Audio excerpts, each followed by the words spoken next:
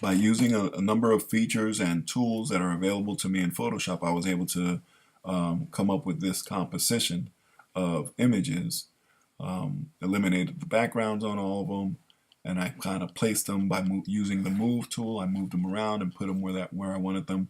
Using the free transform feature, I was able to resize them and make them bigger and smaller and just come up with what I think looks nice as far as my design.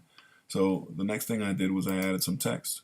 If you look at this layer here, I have some text that talks about just the Ronda Rousey story, and then the header or the heading of my design. And I also have this little piece right here, which I actually cheated a little bit and just grabbed a piece of another poster and put it down there. You'll notice it's not even in English, but I just wanted to indicate what this design would look like.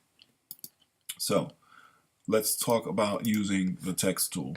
So if you click on this little icon on your tool menu, that's your text tool, and then you click on your project and you should be able to start writing whatever you want to write.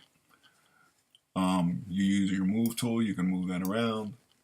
If you highlight this, you can change the color by going to this little blotch that's up here, this little box. That's how you change your color. If you notice that this little checkbox is not checked, it'll give you sort of an airbrush effect as far as what the color ranges are. If you check on that, it'll be more defined blotches of color that are available to you. So you can select whatever colors you want to use here. Over here, you're going to be able to select the size of the font. So if you click down on that menu, you can just select the size that you want to use. A trick that I'll show you is if you highlight that where it has the size, if you highlight all of that and you use the up arrow key on your keyboard, it'll get bigger, and if you use the down arrow key on your keyboard, it'll get smaller. So you highlight this, use your up arrow key or your down arrow key, you can make it exactly the size that you want. Over here, you're going to be able to change the different types of fonts. So you just have a whole list of different fonts that you can select. And again, I can show you that if you highlight that and use your up key or your down key, you can scroll through all the different types of fonts that are available real easily that way as well. That's a nice little trick to know.